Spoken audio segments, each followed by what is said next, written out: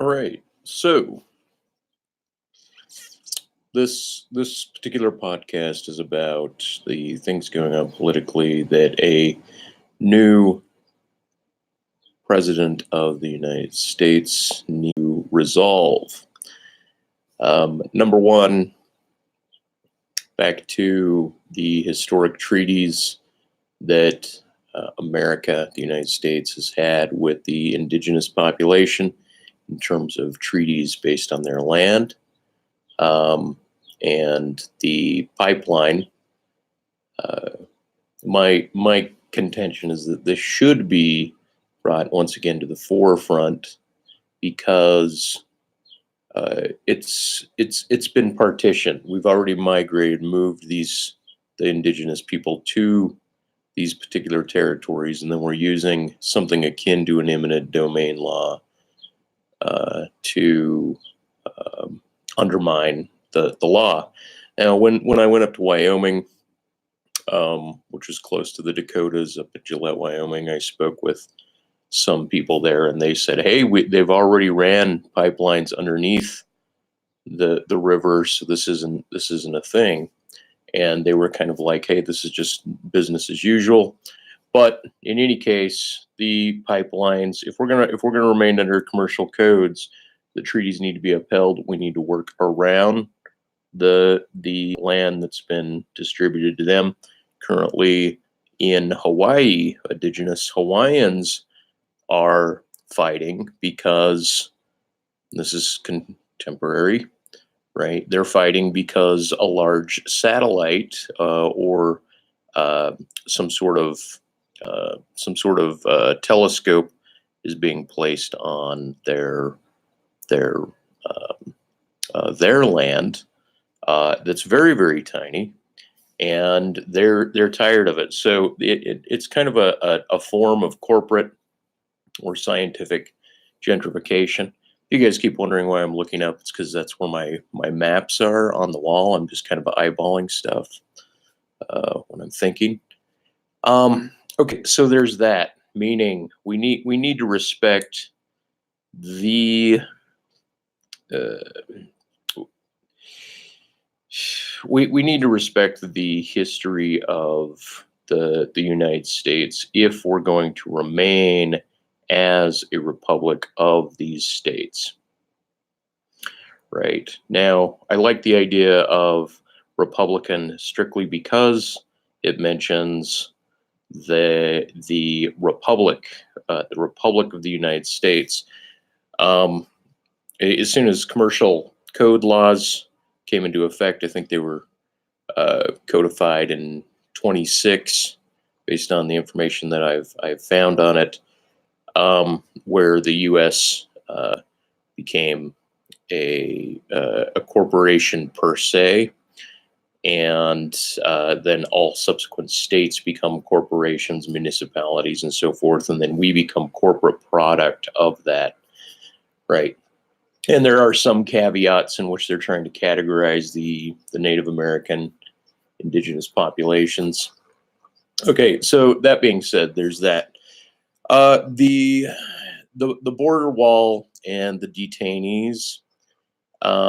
There's enough evidence that some of the individuals are cared for in a general capacity, that their you know their their basic sanitation and their basic conditions of living are they're acceptable. And then there's a huge swath of them where it would be considered unacceptable. Children remaining in their own shit or not showering for a long period of time, overcrowding within specific cells. They did find, apparently, if these reports are correct, Indians, East Indian, that have migrated up, they're going on hunger strikes, and they say they're willing to die in this country because they're not willing to go back to their own.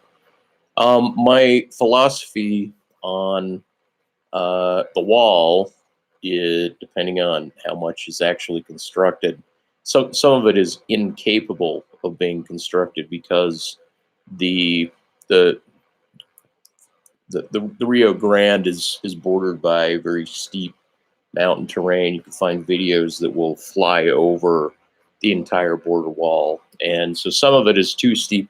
And there was never an intent to actually lay a wall through the center of that particular river. It would be absurd, especially when the mountainside is there and they don't show too many people migrating in that area. This is an issue, though, right? So the idea of what a sovereign nation is important, but the history of illegal immigration only goes back to, I think, the late 1870s. Somewhere around that time, it was put on the books relative to Chinese immigrants, where we codified what an illegal is, where we would invite them over to work on the railroads, and then when they were done, we would want them to go back. Right now, if they didn't go back, oftentimes they were killed, or they had to flee and find work.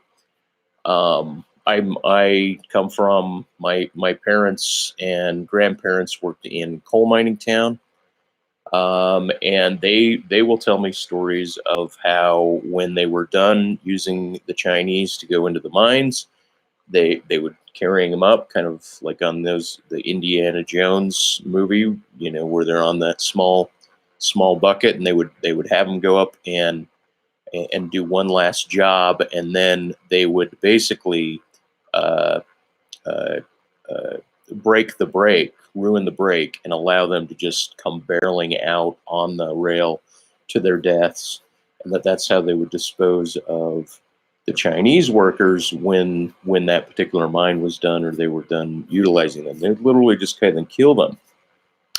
And whether or not that's just an anecdotal wise tale or not, it was said with sincerity. I don't think that it's beyond us, uh, beyond people to do such atrocities. Anyway, we are the melting pot. We are the United States, for better or worse, for the history of white colonialism, for the history of migration, for the history of slavery, for the history of Chinese, Asian, South American immigrants. It's what we are. We're defined by it.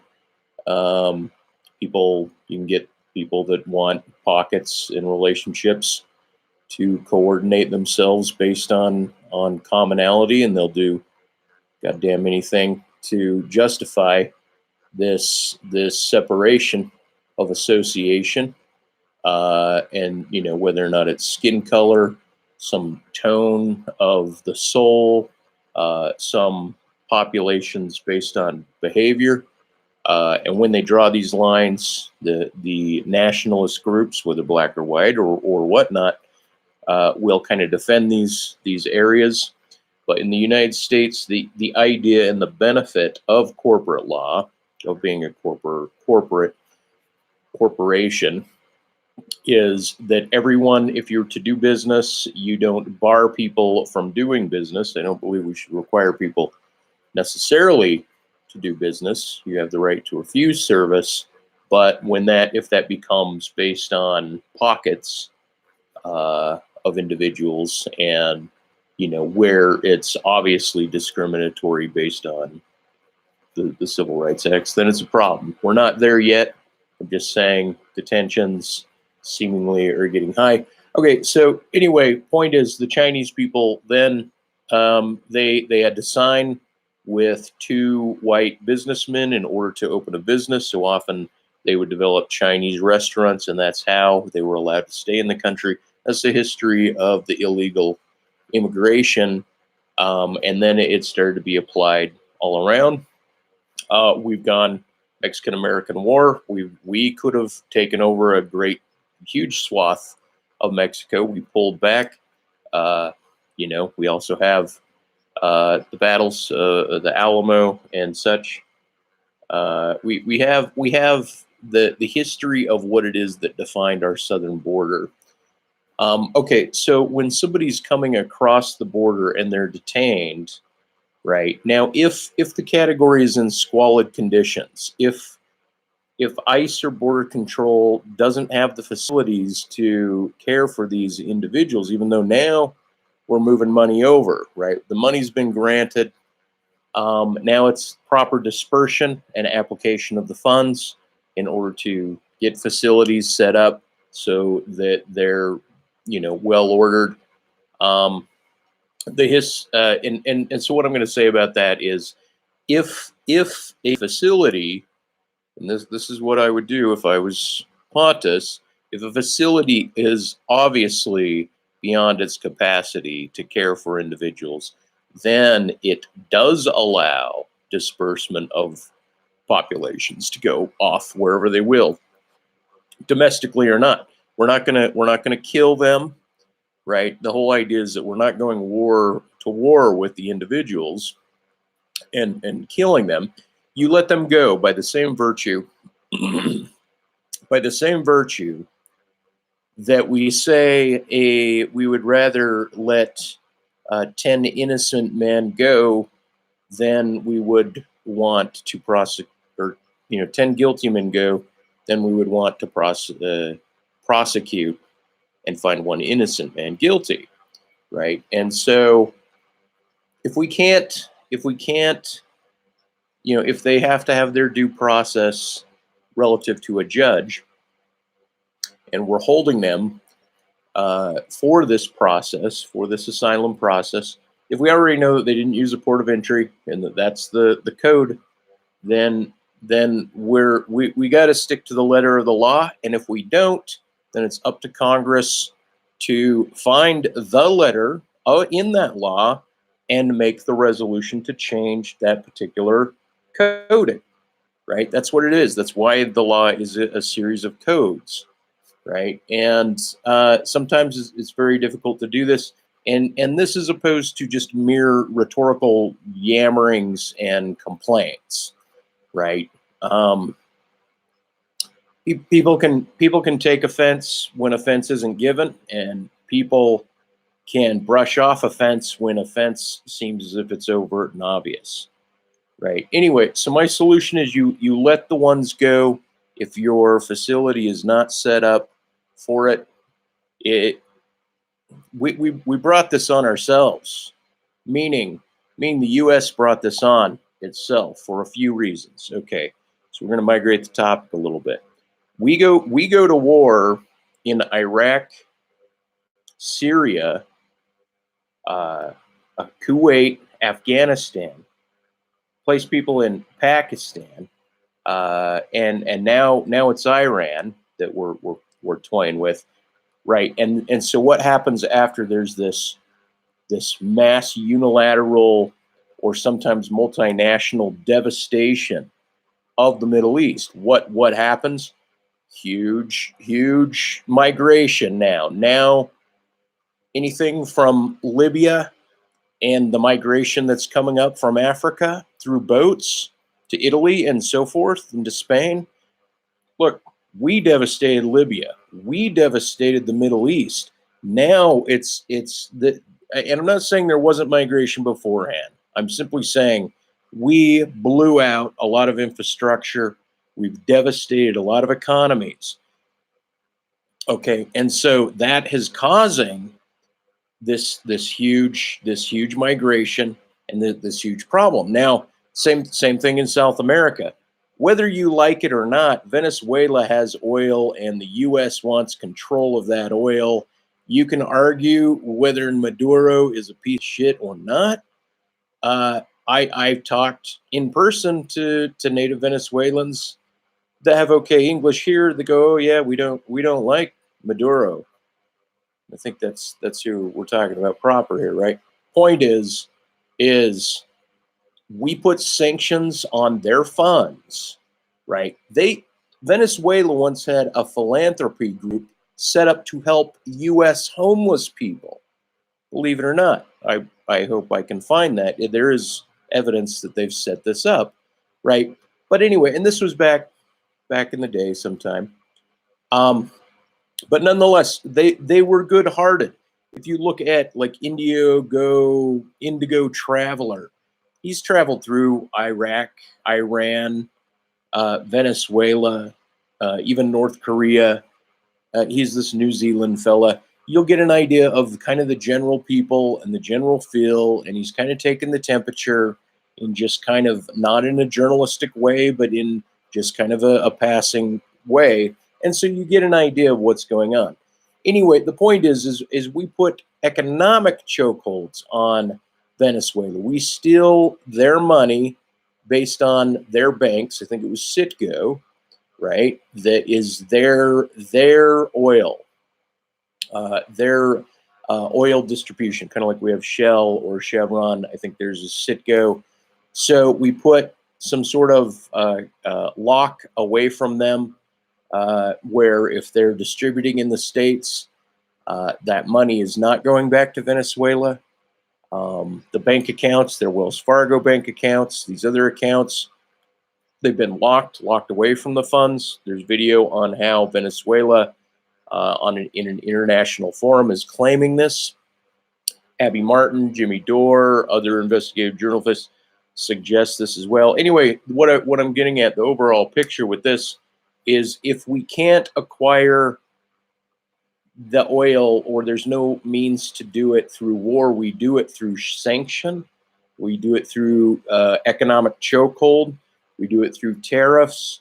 And the reason, see, we have refineries in this country, but apparently, like oil refineries, apparently a lot of the oil in the States is already relatively fine grade, right? So what we do is we go up to the Tarzans up north, and then the Venezuelan oil, we want control of that.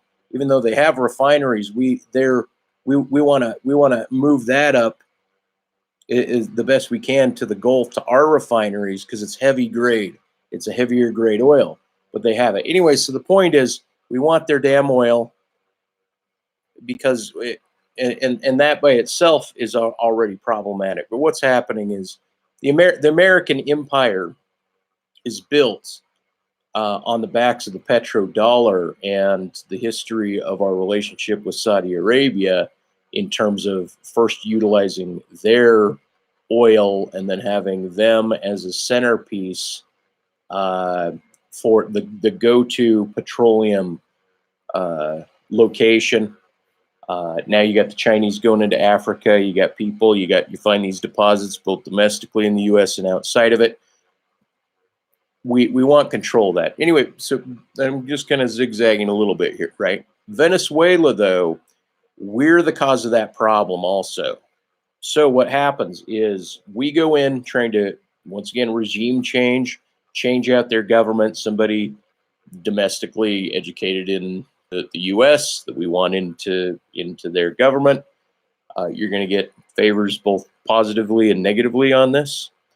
Point is when we choke this country, right, then what happens is they move over to Colombia. Huge populations get out of the country. Then Colombia has its problems, right? And I mean, South America is not extremely wealthy. And so what ends up happening is then we get a lot of the South and Central American migration up into the States that we're bringing on ourselves once again. The word that we're building a wall, the word that we're closing off to migration. Like before it was casual. I mean, I went to Laredo, Texas. You just walk across. Mexican people, you just walk across this open plain. It's not a border, there's no wall. It's just open, right? And so people will just walk across, go to work, do whatever, and go back. Migration, we're human organisms, therefore we're also animals, and animals migrate. In this case, a lot of the migration was based on agriculture. Hey, we want these farm workers, agricultural workers. We didn't have a problem with it. And they would work seasonally. They would get some sort of green card or something in order to obtain it, and go back. Then the problem is that the visa and overstaying the visas, and then not attempting to garner citizenship. So that being said, that's a problem. Anyway, so if you look up the code on international asylum laws, people from South, people from any country, they do or are supposed to go to the next country available that will accept them. And so that has been put in order, such that anyone in Central and South America must necessarily appeal for asylum in Mexico. And if Mexico grants it to them, which apparently they have, they must take it, not attempt to get up here. The problem, the overarching problem, I'm avoiding reading off Kilter's comments just right now. He's posted in here. I'll get to him in a bit. But anyway, the problem, an overarching problem, is America's hold globally, financially, has been, it's been economic via the petrodollar. It's been for the control of trade, mercantile capitalism. If you look at the history of capitalism from Amsterdam, 1400s, mid 1400, 1450-ish, something like that, as the power of capital and so forth, and industry has slowly been building to kind of reach a huge capitalistic push in the late or industrial push of the late 1800s.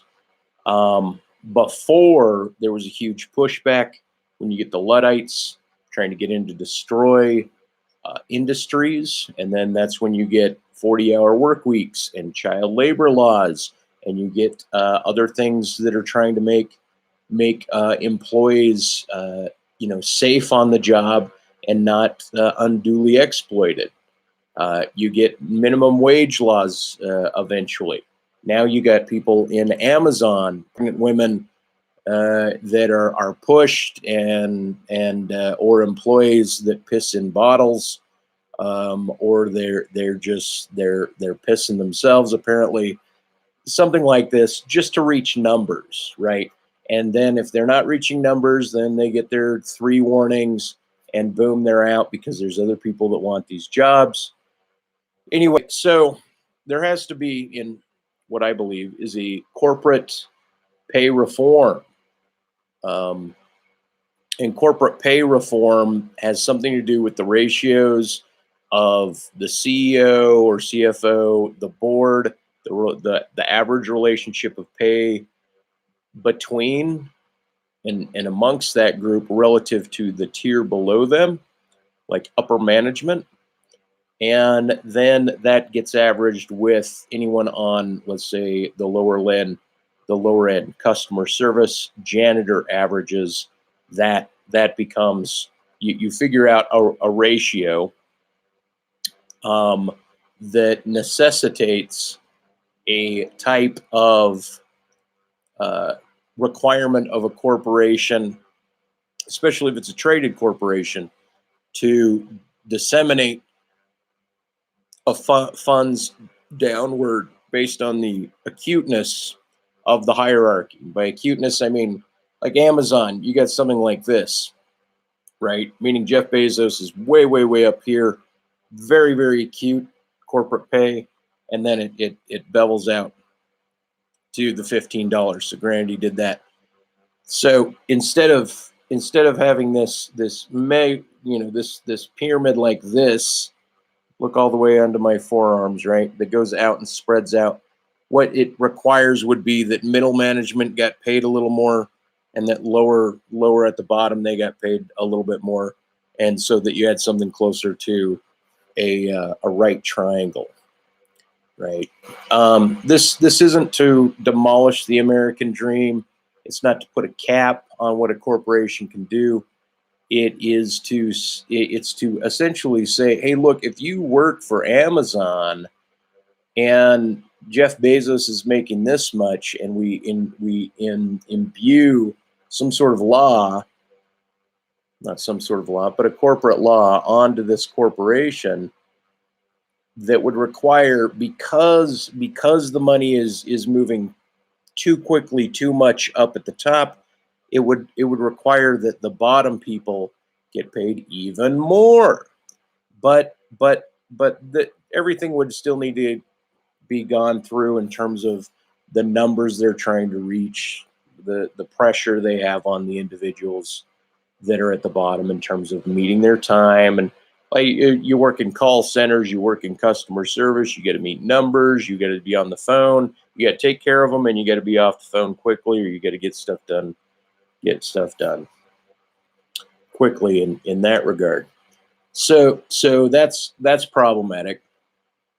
Anyway, so U.S. hegemony is based on finances, our economic stronghold, the distribution of the dollar all over the world, all over the globe, the use of the dollar, as well as, I mean, we've also propagandized our entertainment industry all over the world.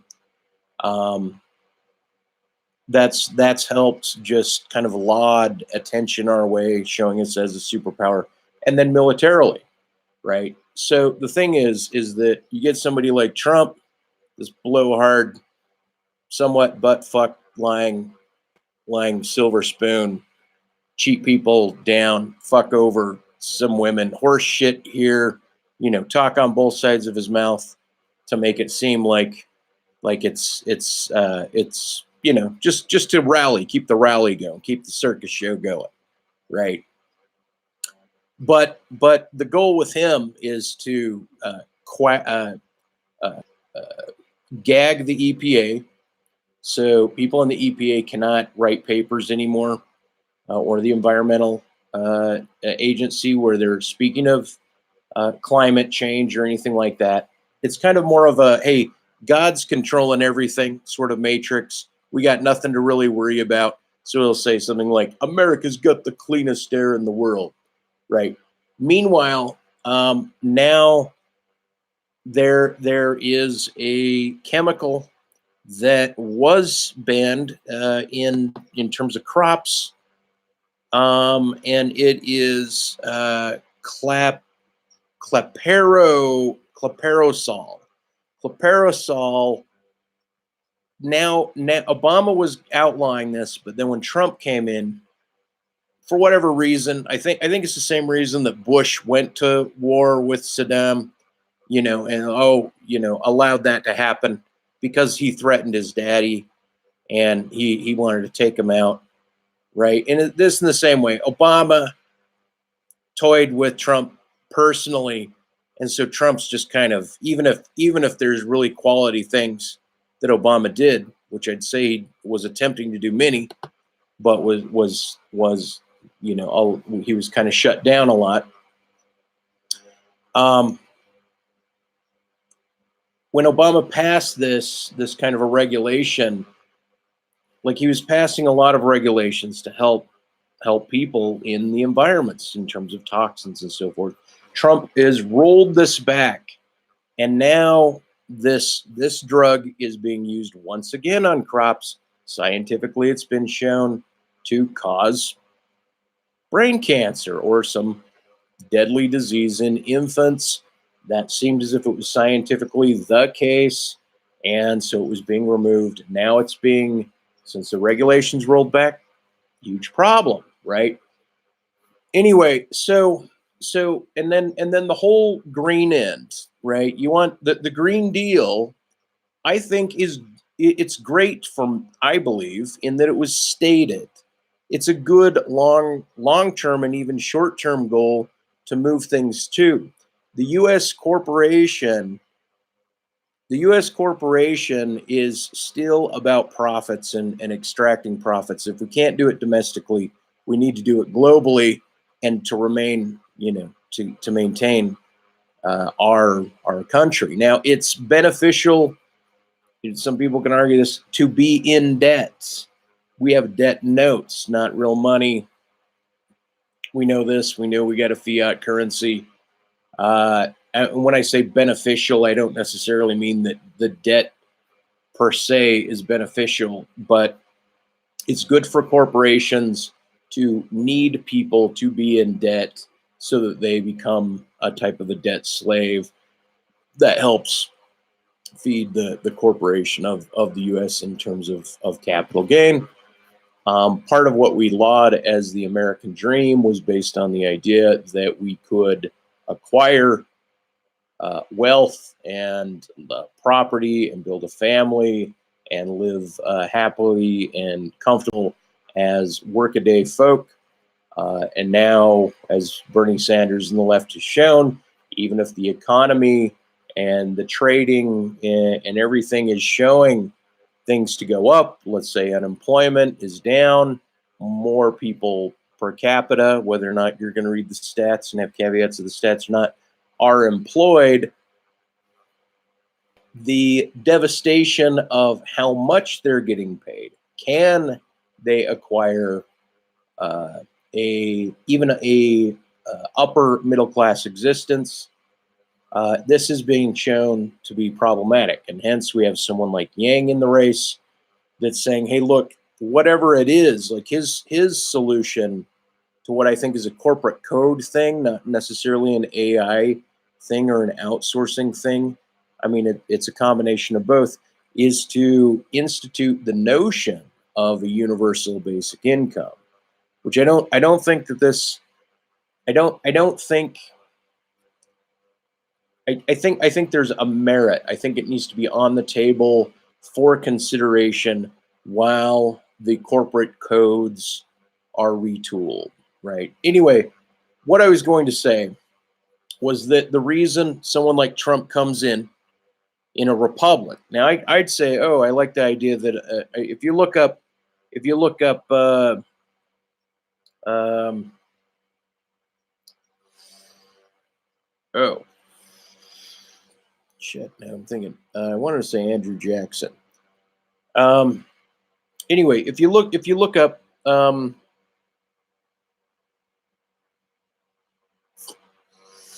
at one of the early presidents, right? They're called Republican Democrats. Their party was a Republican Democrat party, right? It was a combination. Bernie Sanders says, I'm a democratic socialist. I'm a capitalist socialist, meaning the history of the United States has always had some welfare process. If, like, even when people were out on the streets during the Great Depression, the government was trying to throw money for even food lines, right? It wasn't all just based on churches. Allocation of welfare has been a part of the American history. The allocation of funds to help has been, if not given to the states to give to the people, it was allocated by the states. We've always had people with their discontents in this. And then there's always been some money from some place, either within the government on a federal level, state level, municipality level, moving money to help certain populations with these discontents, right? So the idea that we will never have socialism in the we'll never be a social, that's a crock of shit. We've always been out of the feudal system into capitalism. We have always had socialism along with capitalism. And so I believe that's gone hand in hand, and it's been coupled throughout the history of our country. And so this declaration of what the case is obscene. And I apologize, a lot of people are typing quite a bit. And I do want to get to the comments, but these are my notions of what's going on, right? So because our hegemony is based on the petrodollar, and then the Republicans don't want to go green, right? Uranium, nuclear plants should move to perhaps thorium. They should be well tested, a future notion of like risk assessment, disassembling the plant needs to be known prior to the building of a plant. moving to solar, continuing with wind, continuing with wave, continuing with anything that is non-petro. Even that notion, you'll get people saying, "Hey, there's free energy," or the Tesla, you can pull energy out of the air already. Boom, let all this go. Let release us. The thing is that the U.S. is going to have a hard yank. Boom, boom. Like there's something's going to give. And it's going to give. I think the whole cryptocurrency thing is attempted to be regulated domestically, meaning some people believe it can be. Internationally, it can't be. We have something called accredited investor laws that keep people domestically from investing in cryptocurrency. So there's this huge asset. The best asset is cryptocurrency currently, and we're somewhat regulated out of it domestically because it's considered a security. So a lot of other countries are getting on the bandwagon, and they're doing that. If you watch the congressional hearings or you look up things, competing currencies is just going, I believe, going to happen. And banks and other institutions are trying to get involved with it. Some people on the Fed are or one new nominee for a chair on the Federal Reserve is into cryptocurrency. Of the Congress people, though, I would say maybe 2%. I'm just saying it, right? A very small amount know shit about cryptocurrency and what it's going to do. But my notion is that the U.S. dollar and the hegemony around the globe about it being the main currency is going to develop its workaround and leave the U.S. having to deal with the debt that it's accumulated as things are migrating, as the population is moving towards the cryptocurrency. Anyway, once the dollar doesn't become the world reserve currency and it's not pinned as a petrodollar per se, perhaps then these hard right-leaning Republicans that believe that are not very nuanced in their sophistication about how the money is supposed how the Fed has controlled this and how the U.S. controls the globe. Once that's unplugged, we have to deal at that point with the energy crisis just to keep whatever the population is. All the bonds that will be coming in that were sold off on the debt can be coming in. Anyway, so I'm kind of belaboring that, and I wanted to keep this a little short. I'm at 38 minutes. Okay, so let me see. Let me move over to comments. But before I do, I do kind of want to finish that thought. Once the petrodollar, so the right keeps pounding. I mean, you got a lot of people in the South. They made a lot of money. They're oil people. I come from coal mining family. Lots of coal mining. There's fracking going on everywhere, destroying the landscapes up in one. Grand Tetons looks like a goddamn, like someone aerated your front yard and ripped the shit out of it. It looks like shit. The aesthetic value, the lands, whether or not they're old Indian lands. Fell off my scooter. Look at that scar. I got them all over my body. Anyway, the Great Canyon lands in southern Utah, those have the oil industry has had its problem getting into those areas, and Trump pulled back the regulations that Redford and Bill Clinton had laid to keep these lands from being mined and being having resources yanked from them. And Obama pulled that. He tightened that area up a bit. Anyway, the point is we're not off of oil yet by any stretch of the imagination. We still need it, and that is fine. But this idea of the hard right pushing, I mean, Jimmy Carter put solar panels on the White House.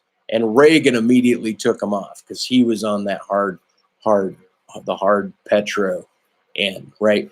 We need to move this way. If we're ever going to get to the Jetsons, if we're ever going to get to the future, if we're going to ever let technology explode globally, then whatever the power plays are need to be nuanced enough. Now, if we build a wall, right, that's also going to keep people in the country.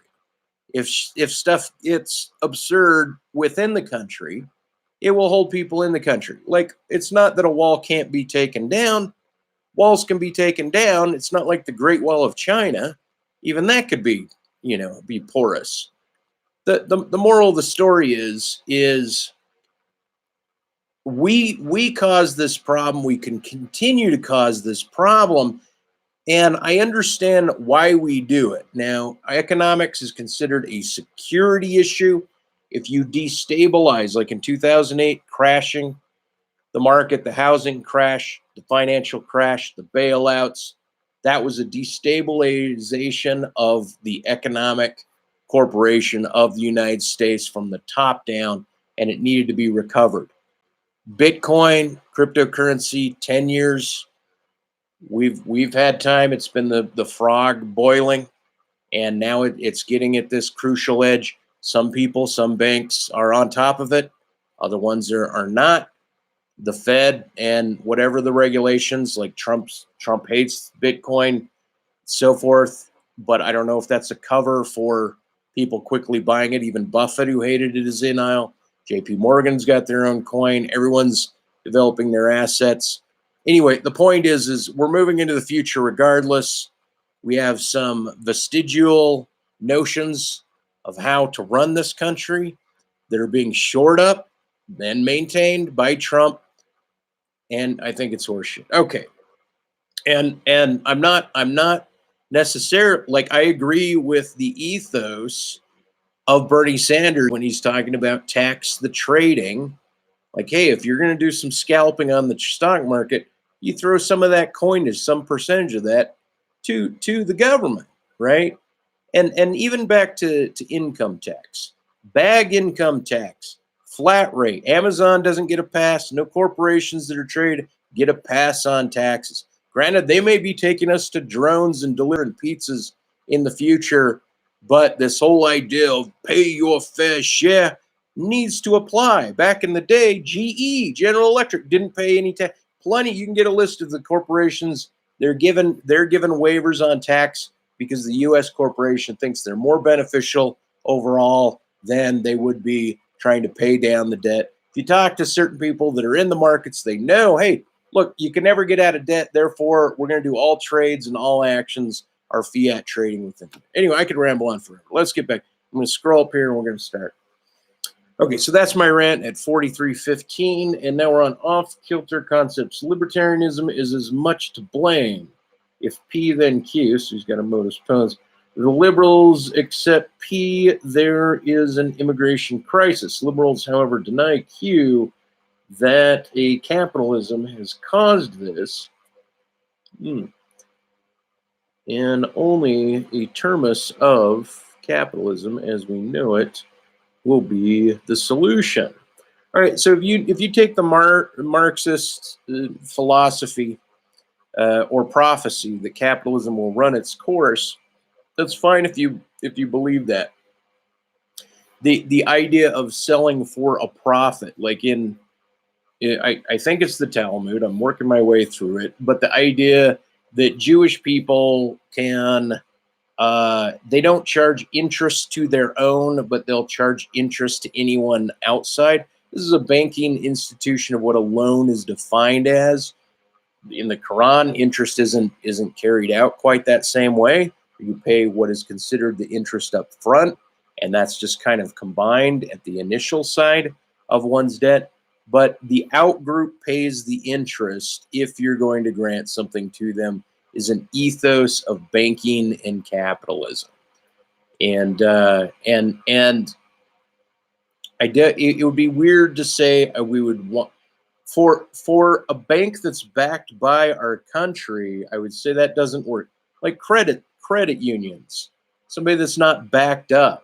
right? They're just homegrown grassroots company. They don't have to charge on interest, even if they're doing their trading or however they're getting their gains on real estate expansion or however credit unions work.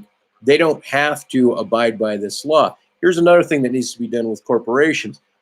Corporations should not have to be in the business of making a profit. That needs to come off the books. If they're traded as a public corporation, then maybe.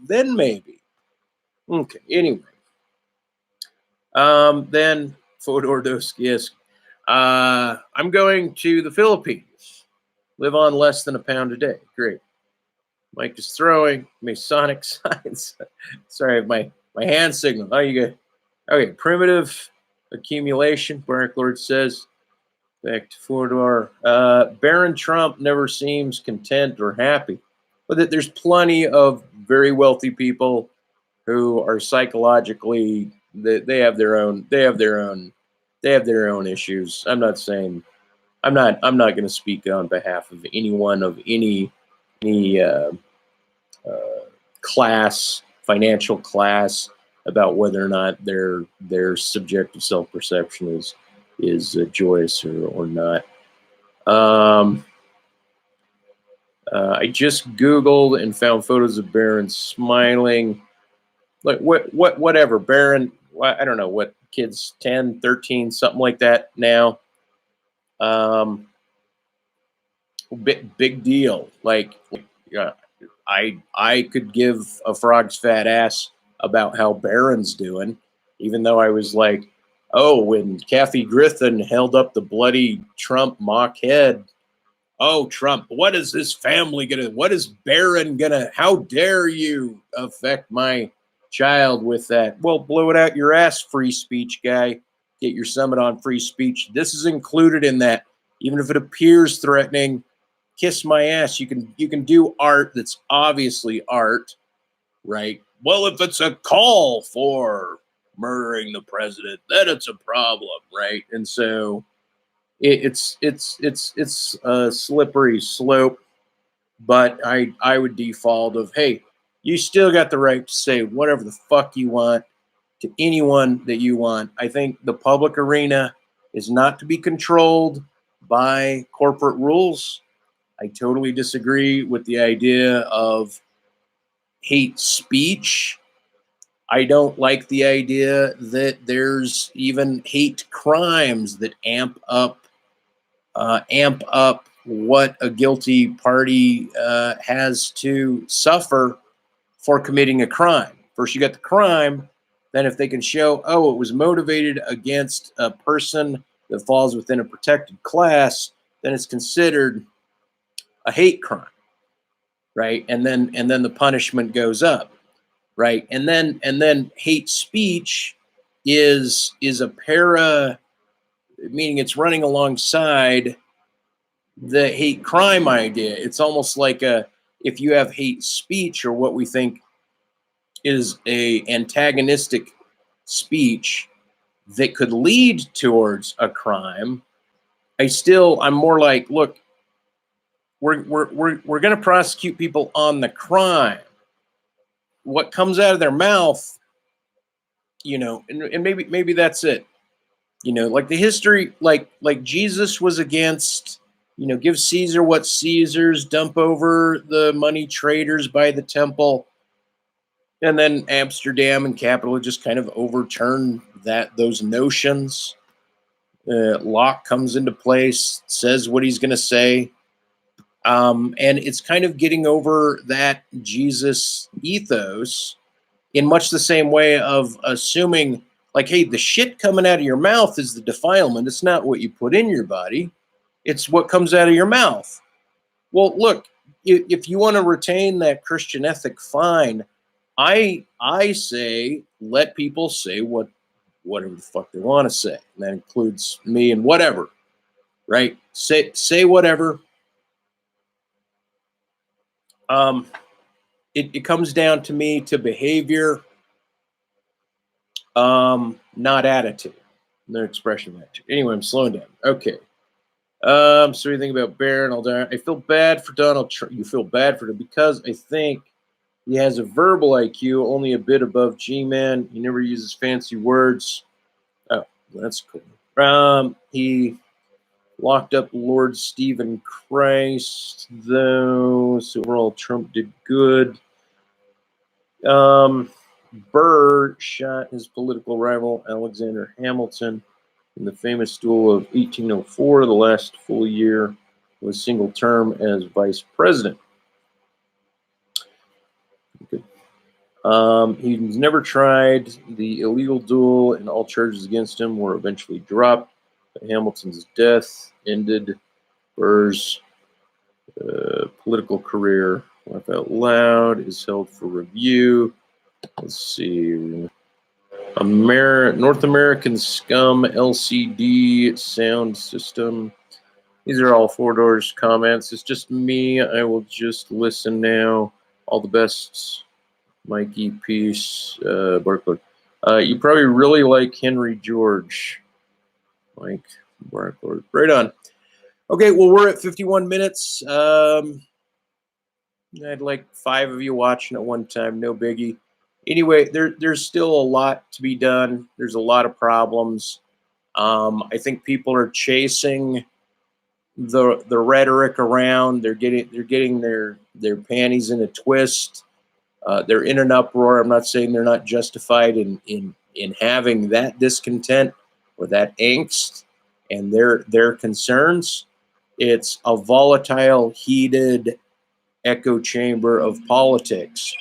The problem is who is going to step up and get the backing to the plate to make shit happen. Personally, someone that's really got their head in the game, I think, is Gillibrand. More so, I like the considerations of Yang. I like the drive and the ethos of Tulsi Gabbard.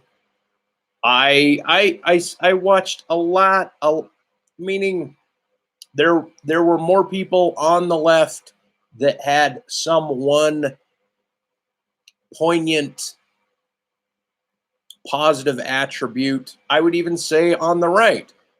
I think people are trying to figure out cures for the country, but this classical Republican lauding towards Trump as kind of a Teddy Roosevelt or just kind of this blow hard, get the crowd uproaring, like he's going to be difficult to beat. That's why he's got to be called out as the fucking liar and cheat that he was as a businessman. He's a silver spoon. Gets a couple $1,000,000 from his dad. That's a silver spoon. And the majority of people aren't that. And I'm not saying rich people shouldn't run. I'm just trying to say he's arguing he's got the middle class, the working class, the naive and the uneducated, mostly naive and uneducated, just throwing themselves at him. And there's, if that's their thoughts on him, fine. If you get a very sophisticated person that likes what he's doing behaviorally, that's fine as well. My point is, I think okay, fine. Go meet Kim Jong-un, walk over there. Great diplomatic move, walk over, good symbolic gesture, right? Just like the Green New Deal posited, good symbolic gesture, right? And it's so that the game is liking what you like and pissing on your opponent, regardless of the virtues of what it is they might be able to accomplish on a world stage and on a domestic stage. But really, things need to come down to human consideration. Not all parties are going to get what they like, so there's going to be push. There's going to be push. Thanks for listening. Have a good one. And I'll have huge news for you guys next time I do a video. If I do put any links in the bottom, please scroll down and take a look at those links.